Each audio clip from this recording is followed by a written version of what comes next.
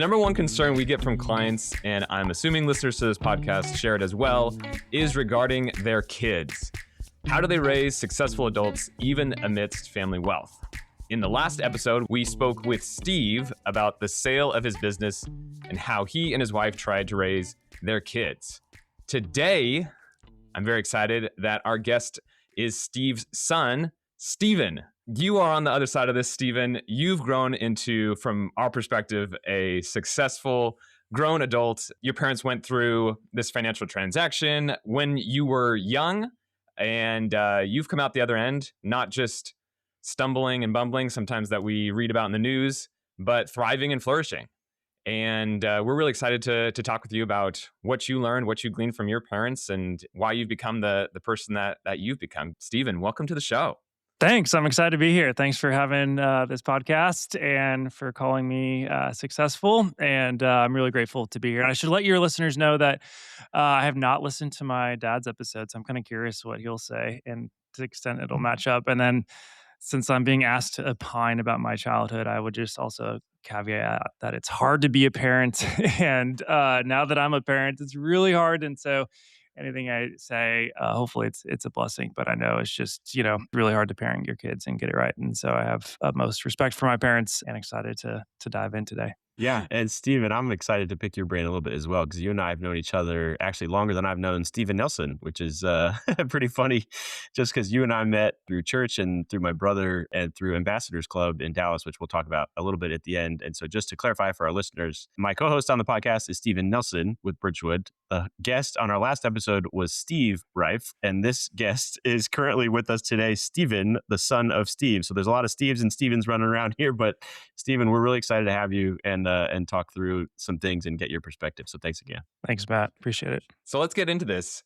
What messages did you receive growing up as a kid, specifically about money? And you can answer this in many different ways of just what was the temperature like in your home regarding it? Was it something that was openly discussed or talked about from your parents to you and your siblings? What was that environment like? Yeah, I think, there's probably multiple prongs to this. I feel like it was discussed. It wasn't like a huge pillar of like the Rife family messaging, if you will.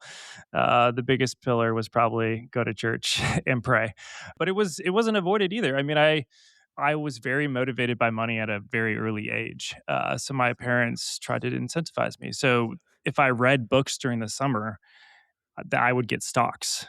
And so and then I would read a book so I could buy stocks. And so that was like a very tactical example of how they like introduced money to me early on. I always had an allowance. I remember like saving my money in an old flashlight. I should have given it to you guys and could have invested it.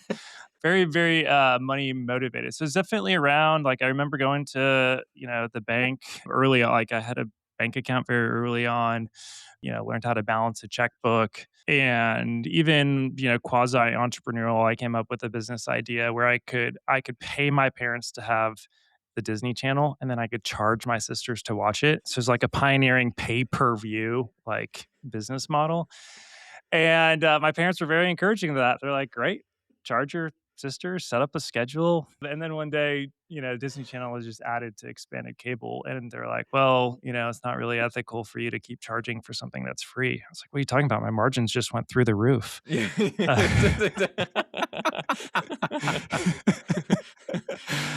So I mentioned those fun stories because it was always, it was a topic.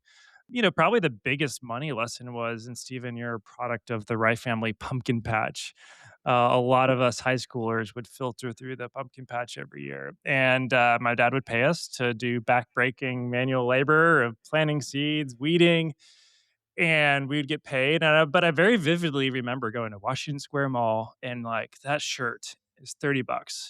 That's 2 hours in the pumpkin patch. No way that shirt is worth 2 hours in the pumpkin patch. And so like that was like a very tangible example that taught me like what money was. So those were some of the things that it was introduced at a young age. I think giving was also very much part of it. I remember my parents at Christmas, we could decide what charities to give to. So they would give us, whether it's $500 or $1,000, and say, you can decide, Stephen, where were to give this money. One Christmas, like they called it a gifts from the heart. So not buying presents, but we're going to give you, maybe I'll give my dad, I'm going to unload the dishwasher. And I remember actually fighting that. I was like, no, I want the things. And they didn't, they gave me the things like, okay, you can opt out. But I remember this doing kind of a Christmas from the heart. And then I think, yeah, the other message about what I said at the beginning is just like faith and prayer. We don't miss church. You don't want to go, like, we're still going to go. Mission trips were really important too. We went pretty early on. I was probably sixth grade with our church and like went to Mexico, and it was like, oh wow, the rest of the world doesn't live like we live, which was fascinating. Yeah. And I'd say the other aspect of like money is like they pay for their principles. So I dated my wife long distance, and they're like, we don't want you staying with her. And so we will pay for your Mm. hotel room. Or, another like example of that where like my mom's like, we probably messed up somehow. Like we will pay for counseling. We believe in counseling. We believe it's healthy. Mm. And so even to this day, at whatever 30 something I am, my biological age is 28 for the record, that they'll pay for counseling as well. So I think those were some, like, we had it very early on, of talked about, used it, played with it. Giving message was more of a faith message, and then I kind of saw my parents pay for principles. So that's a long dialogue. I'll pause there. Stephen, what was the stock or the first couple of stocks that you Oh, bought I with your remember book with this your book money? vividly. My dad talked to me about PE ratios, and he's like, banks always have pretty good safe investments. And this was before it was like right before the financial crisis. This was like 2005 or something like that. And he's like, so I like loaded up with Wachovia, Bank of America. And so that was some of yeah. So I remember, like, I didn't know what I was doing. And so I asked my dad, he's like, how do I figure out again? So he talked about PE ratios and we looked at banks and stuff. Yeah. That was bad. That is great that your dad was talking about valuations when I don't know how old you were then, but Yeah. Junior high, probably. oh Yeah. my gosh. And then maybe he was, I think he had second level thinking in regards. He was teaching you the lesson beyond the lesson Yeah. of, watch this, Stephen.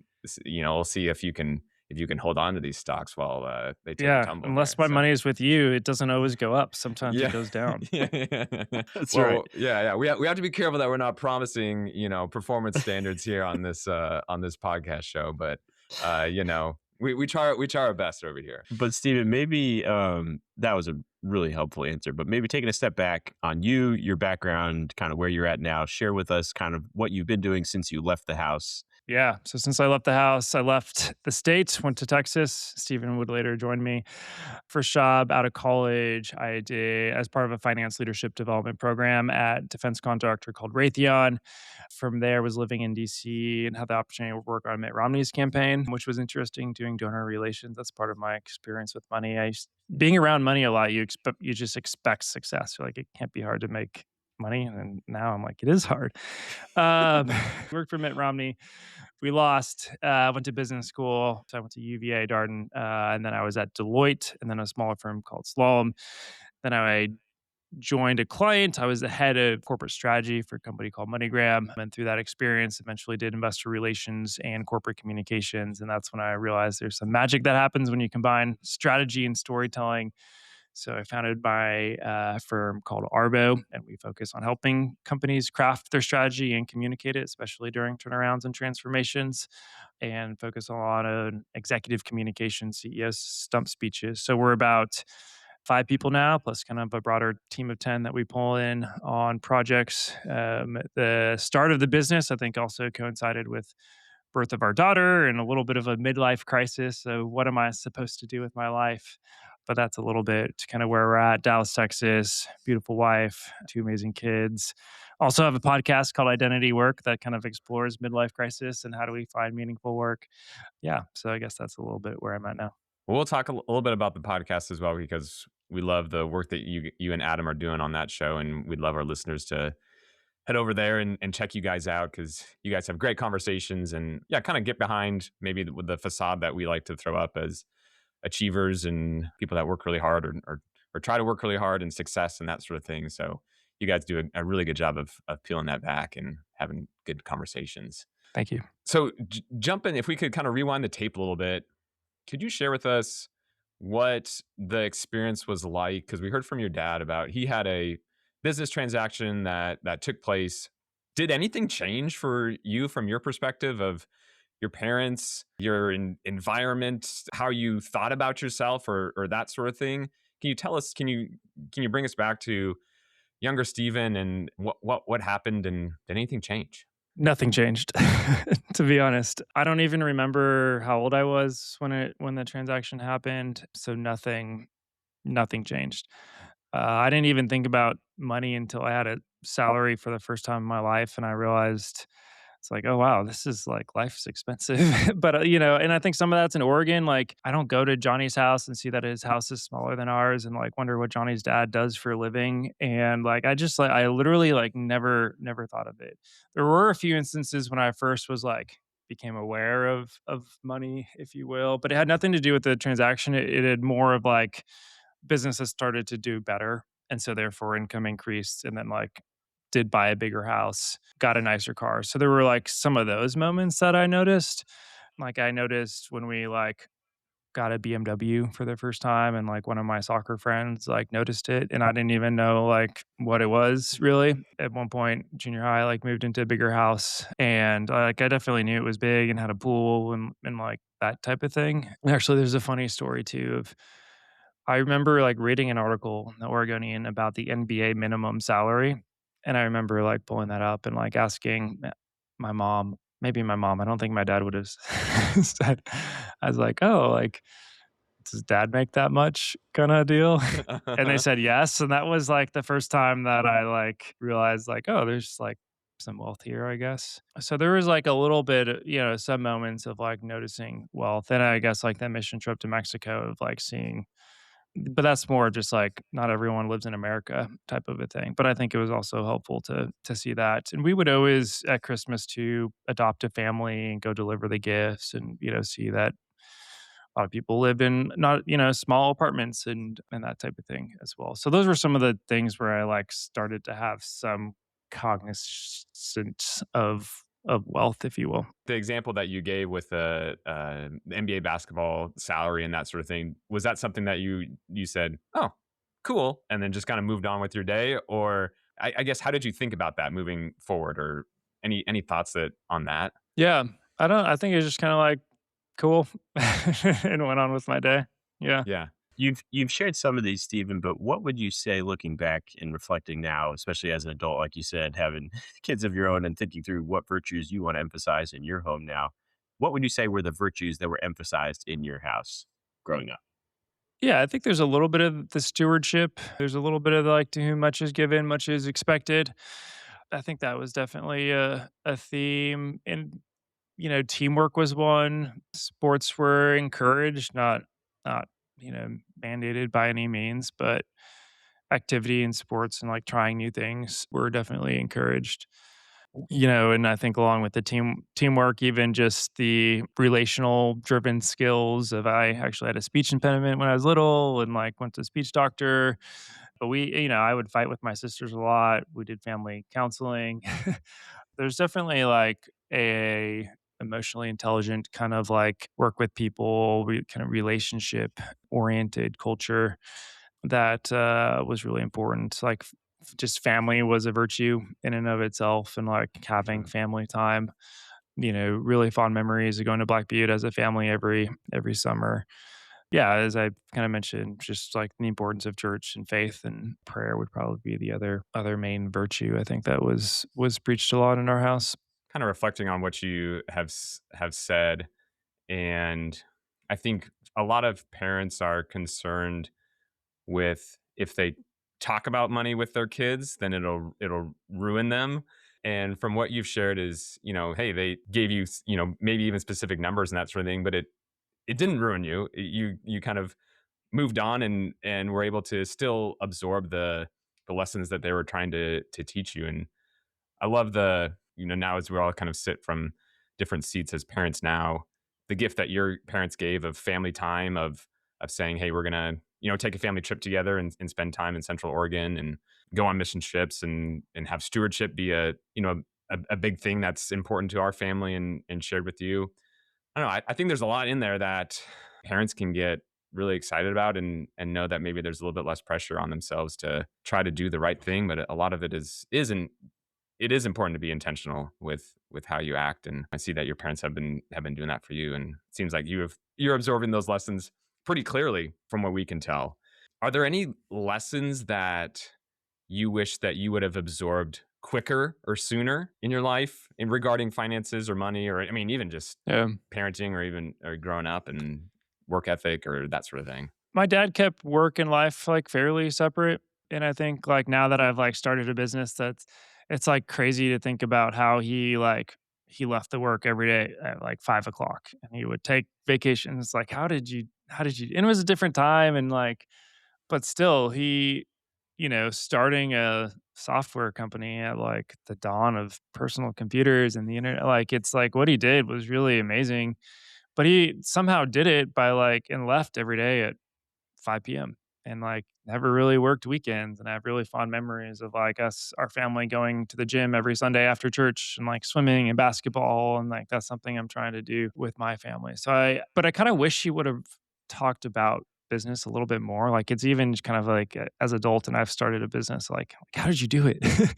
Or like, "How'd you decide whether to, like, sell your business or not?" And, I think he would've, like, answered those questions for me if I'd asked, but it wasn't proactive. It wasn't as proactive, and I think he wanted to try to keep it separate. But I would have liked to have been brought into the business like a little bit more. Like it was never going to be a family business or all the things, but I think I could have learned a little bit from like kind of hearing what he was going through from work.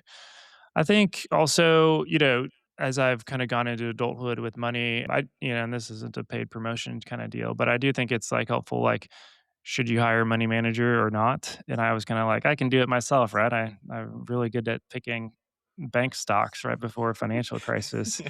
But I do think maybe a conversation around, yeah, how to think about wealth management. Like if you do it yourself, buy the total whatever SAP ETF and like, or whatever, or like when to like hire professional help too. I think I probably left some money on the table trying to do it myself and then just being busy and not really focusing on it as much as I should. But I do think kind of when to have a wealth manager and when not. And some of that's on me. Like, I could have called his wealth manager any time I wanted to kind of do it for me.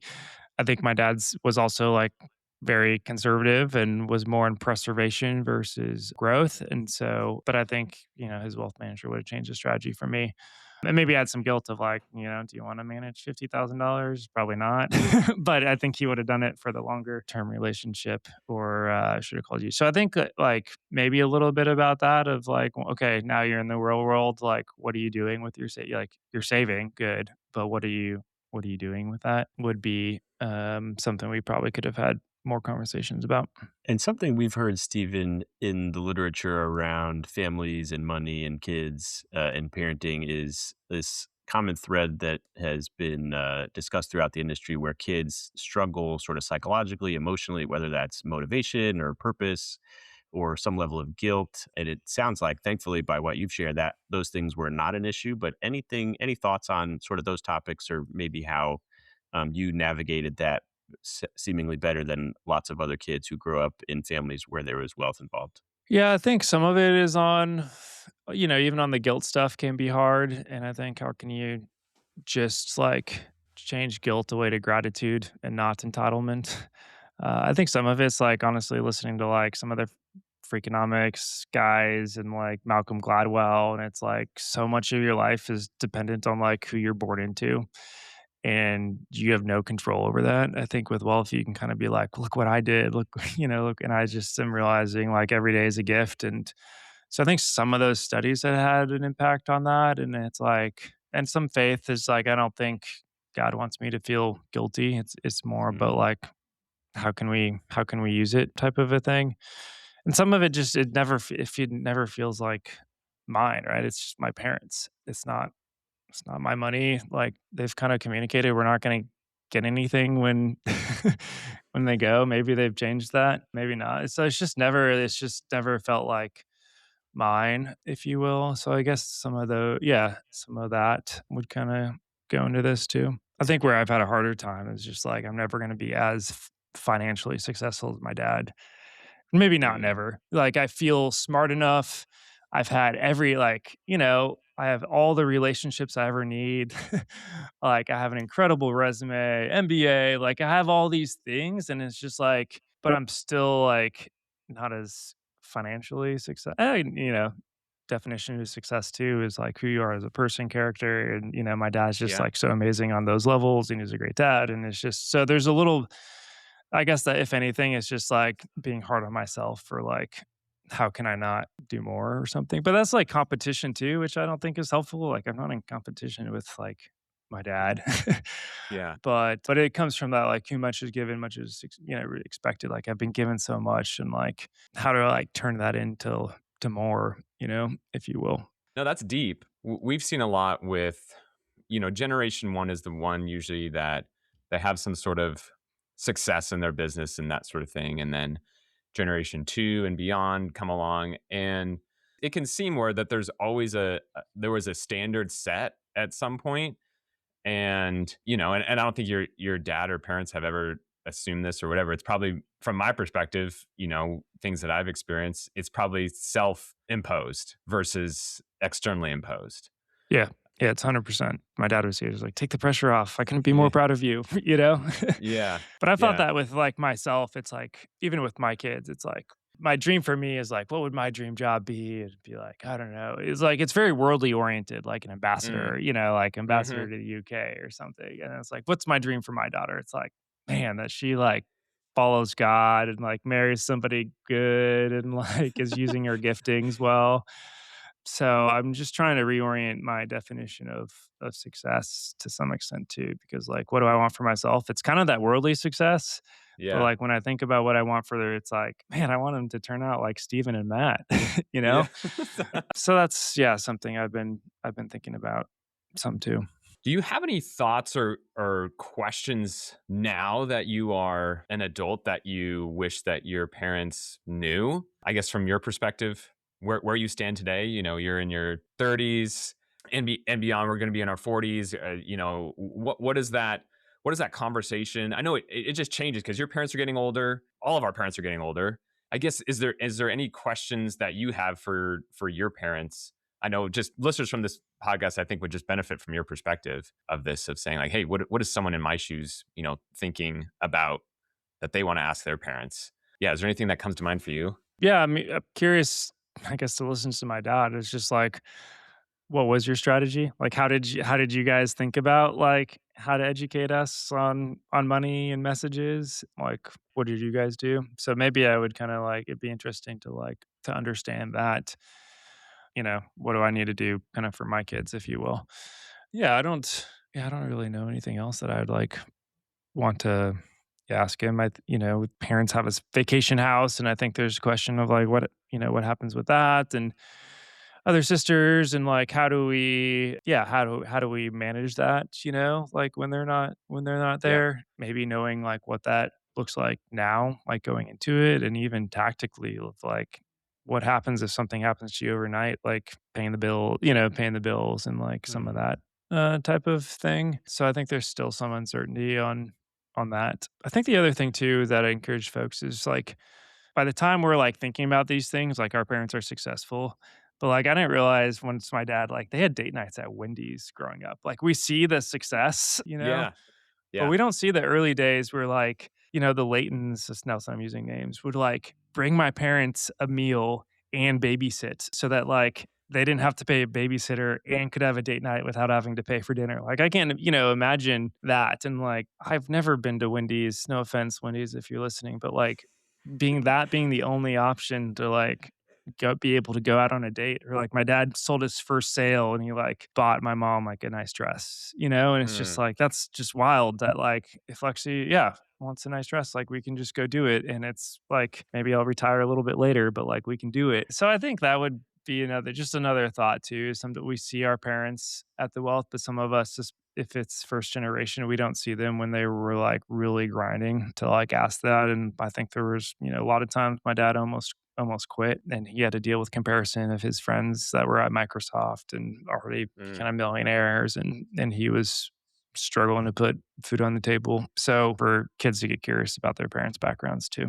I mentioned this earlier, Stephen, but please tell our listeners more about Ambassadors Club because I loved my time with the organization and still remember much of what was shared and what was taught and a lot of the experiences and conversations. But tell us more about Ambassadors and what it is, what you guys do, and yeah. Thanks. Yeah, so started a conversation with one of my best friends. Like I knew from growing up, like tithing was probably one of the messages you give, like you give 10%. And so when I had an income for the first time in my life, I knew to give 10%, but I didn't fully know like where to give it. Like I knew of church and Young Life. And so one of my friends, David Luttrell, is a year older and 40 years wiser, like worked for Dallas Federal Reserve Bank, comes from wealthy background. He just knows how to do giving. So I was asking him how to do this. And I read an article about how like Warren Buffett, Oprah, it all got together about how they could be more strategic in their giving. And I was like, David, what if we did this on an infinitely smaller scale? We get a group of people in Dallas to talk about how we could be more strategic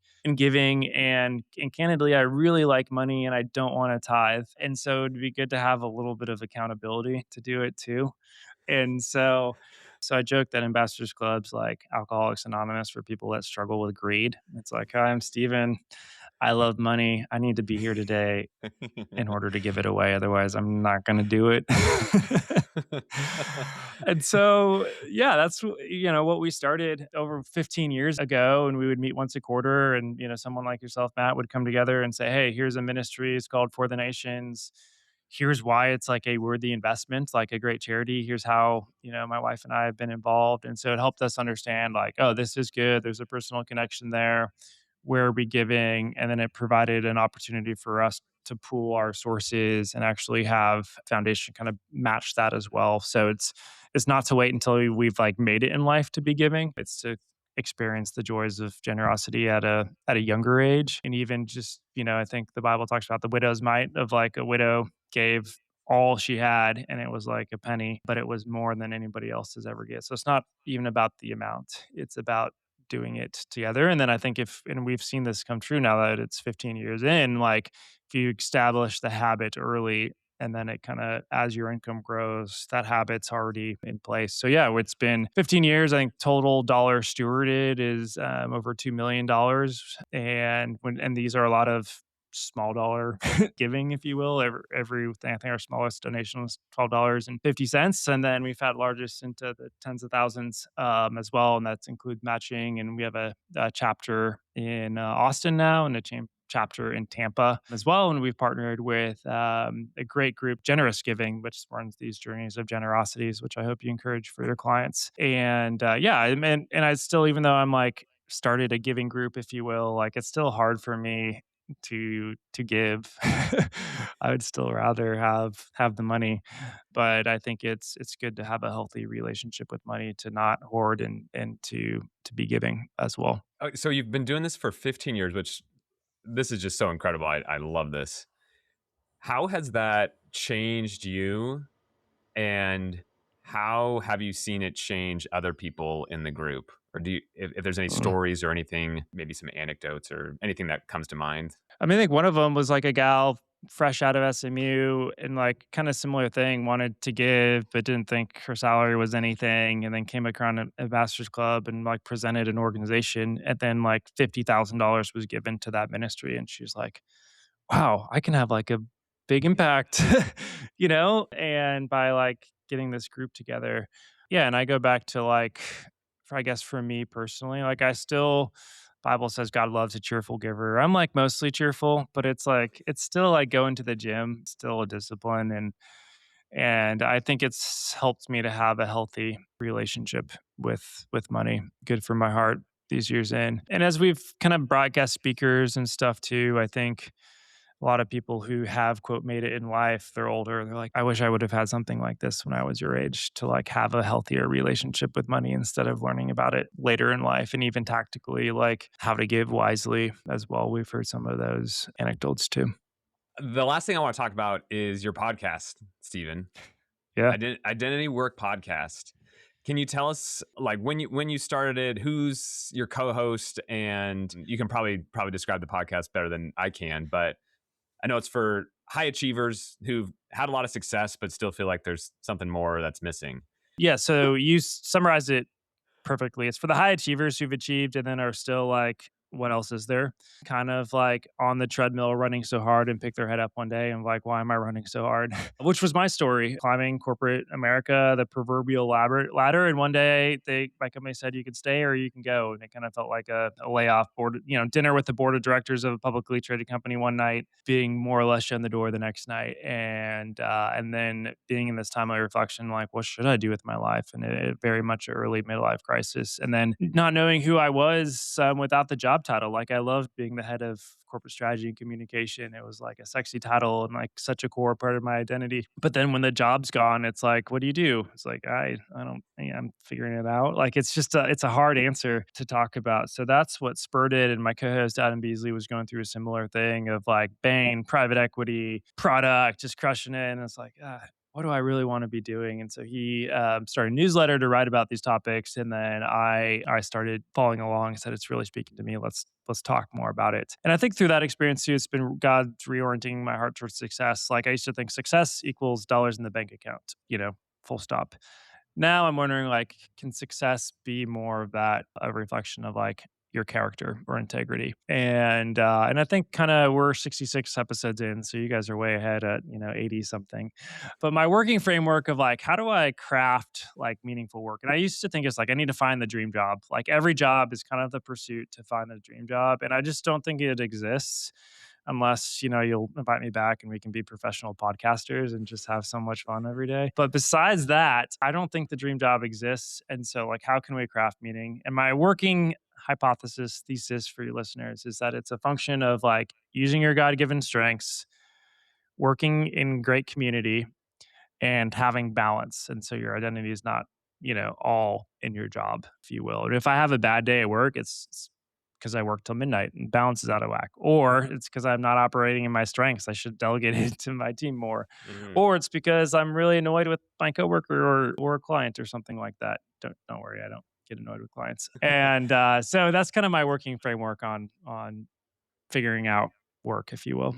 That's so good. Stephen, thank you so much for sharing that. And we highly encourage our listeners to go check out your podcast. That's Identity Work Podcast. You can find that wherever you probably listen to this show. Just look that up and you'll be able to find Stephen and Adam on there. We even got to interview Matt. So you can yes. find that episode too, to turn the tables. Yeah. But Stephen, as we just wrap up, thank you so much for coming on the show and talking about something that's, really private and just kind of opening up the playbook a little bit.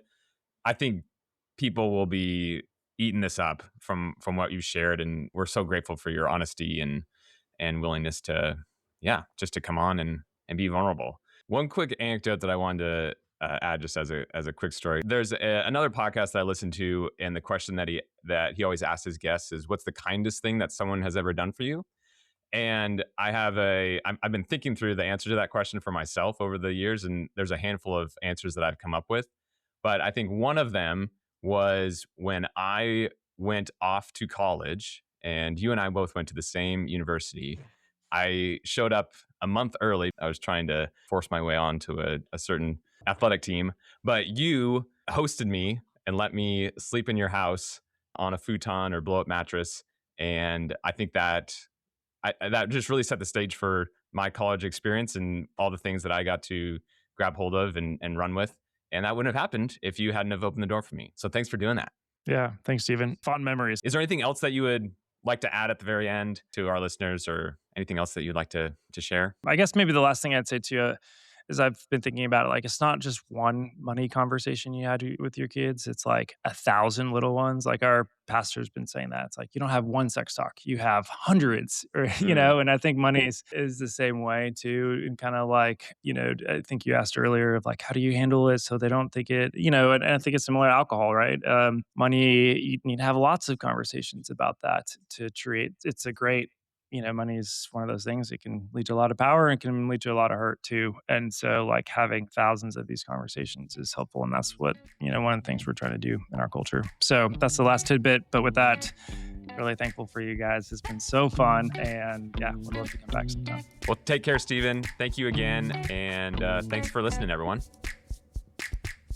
Like our perspective about wealth? You can explore our approach at birchwoodcapital.com. We work closely with high net worth families to manage their wealth and create thoughtful, customized plans and strategies.